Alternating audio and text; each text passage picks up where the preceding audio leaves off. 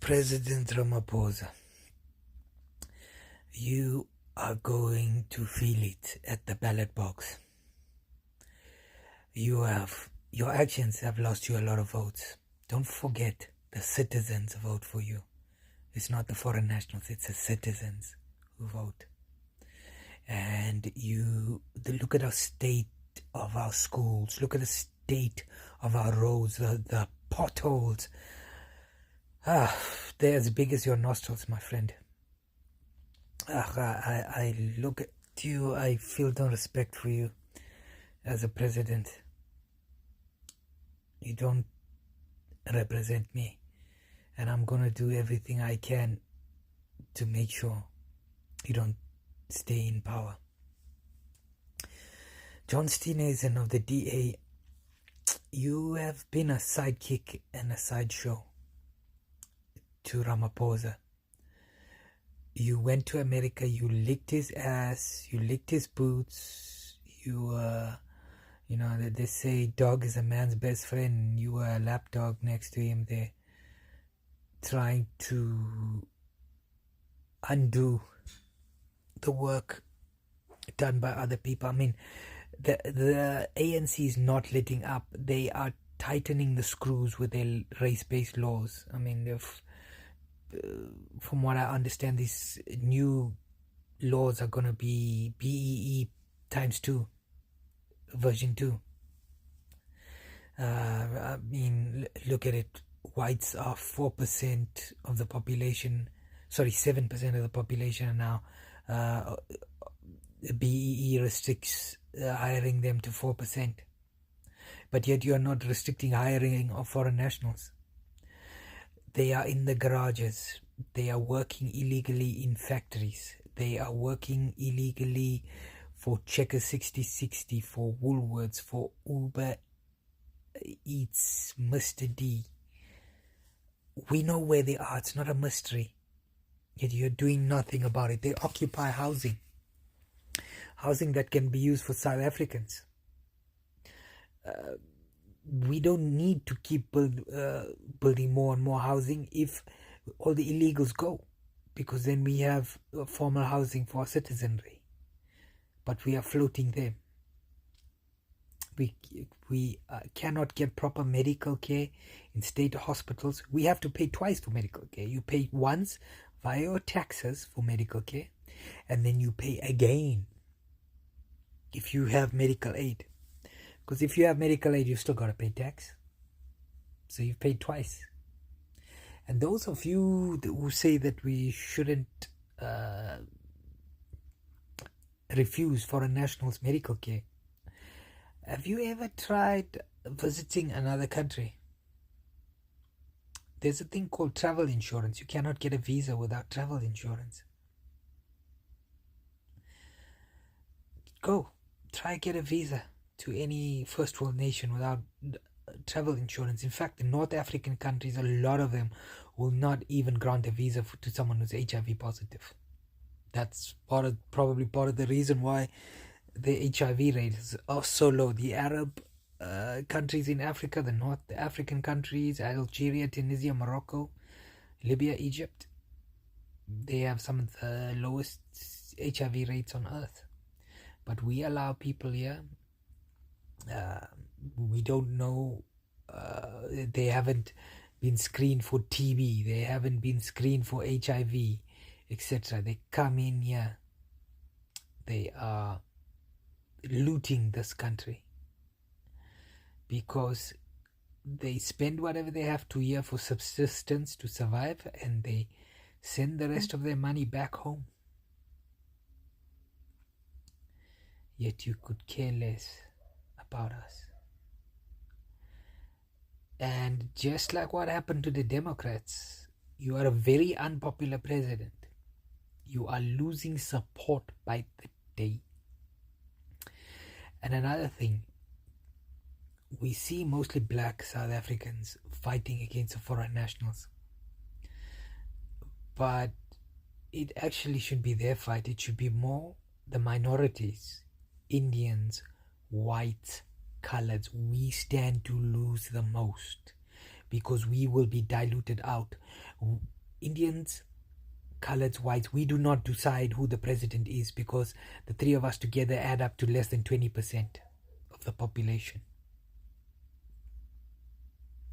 So it's black people who decide who the president will be because of their numbers. Now, if those illegal immigrants who come here from the neighboring African countries, they come here, they'll vote for possibly Islamic parties, or they will vote for the EFF, and we'll be screwed, because EFF is anti-minority. You know, I haven't heard Malema say anything about the colored population, but definitely the white and Indian population aren't his best friends. And we will be diluted out even further. If 20 million of them get citizenship, that can probably our three minorities put together will be around the 10% mark. Indians are about 2.7% of the population. Coloreds 8.2%. Whites around 7%. Coloreds have overtaken whites as the largest minority. So what are we gonna do? So yeah, Mr. Ramaphosa, I don't know if you'll see this, but I am addressing you in this. Either your party is going to diminish greatly, or you stand to lose power. And even the DA, I think Patriotic Alliance and Action SA are going to grow big time, because they are addressing the issues the people care about. And DA is only become active when their boy is getting fired. In all honesty, why did he assume that no answer from the president is a yes? Why does he take no response as a yes? It's a simple question. What did he need to go overseas for? What did he achieve that's in the benefit of the citizens of South Africa that he needed to go on that trip? Please explain to us why it was in our benefit that he made that trip. He never answered that. He's just there, he's fighting for his job. That's all he's doing. Fighting for his nice, cushy, well-paid job. And the DA went to America licking ANC ass. And now, when it suits them, they want to oppose the ANC. Pull out of the GNU. You stay in the GNU, but you withdraw from the dialogue. This is like the ANC and DA are going for marriage counseling or something. Dissolve the GNU. It's not working. It's a marriage that everyone's pulling in different directions. And yeah, Operation Dudula, I support it fully. I hope it goes well. We need to clean this country of illegal foreign nationals, of economic migrants.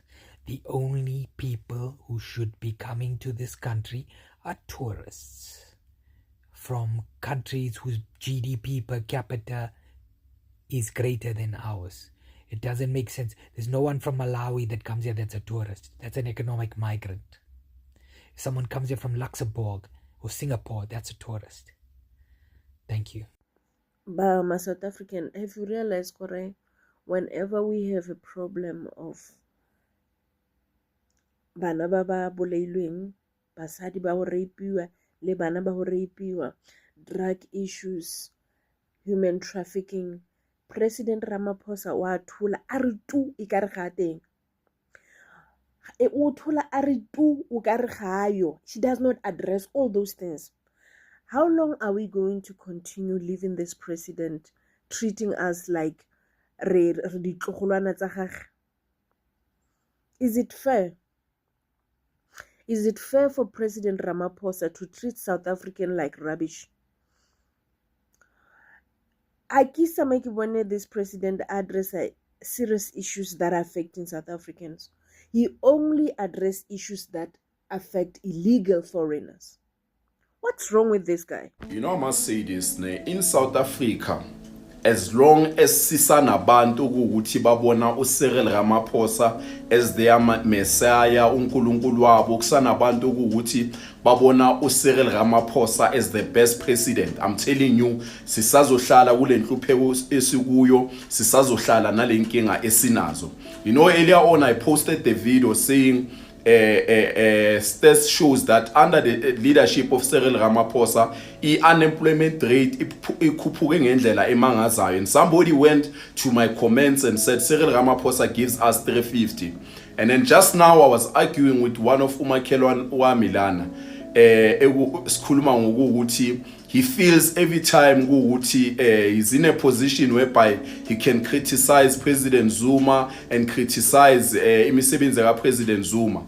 But when it comes to this Cyril Ramaphosa, whenever you speak about him, he wants to protect, he wants to divert, sikhulume ngezinye izinto. Where right now as I speak, under umasipala West Rand, the Rand West, we are being charged lot of money ama rates and tax. We are being charged imali eningi ama rates and tax. Amanzi, you know ukuthi mawungavukanga on time and take a bath, you know ukuthi angeke ukhona ukugeza. So umasipala wakhona nje uyabheda. But yet with all those things that are happening with the community of Rand West paying imali eningi ama rates and tax, there are still those who want to advocate for this so-called president eyabo called Cyril Ramaphosa. And that's why I'm saying as long as there are still those who are advocating, even when banganayo imisebenzi, even noma basebenza bangaboni ukuthi basebenzelani, even noma bahambelwa ugesi bahambelwa amanzi, but they still advocate for Cyril Ramaphosa. I'm telling you, even when now there will be a national dialogue ukuthi abantu bayohlangana nje bakhulume into yakhona it cost about 700 million, but they still advocate for that government. I'm telling you, sisazohlala kule nhlupheko kuyo as long as there are still people who are advocating for Cyril Ramaphosa. Cyril Ramaphosa, and we will say it without fear or favor, we will say this, Cyril Ramaphosa is the worst thing that has ever happened in South Africa. Is the worst president that we have ever had in South Africa. That's why for some of us where we are, we have told ourselves ukuthi ngenzeka noma yini, because of kuyafana noma siphila sabona ukuthi siphilela ini. Kuyafana ugovernment wethu that is led by Cyril Ramaphosa akanandaba nathi, akanandaba ne-South Africa, akanandaba nama-South Africans. He has proven Cyril Ramaphosa ukuthi akanandaba nathi. He has proven ukuthi akanandaba nathi. So therefore, for some of us, we will keep on saying this. That Cyril Ramaphosa, he is the worst thing that South Africa has ever had as their president. Hello Mzansi, welcome to Mgosa Mzansi. If today is your first time visiting this channel, please do the right thing and click the subscribe button, and also don't forget to smash the like button.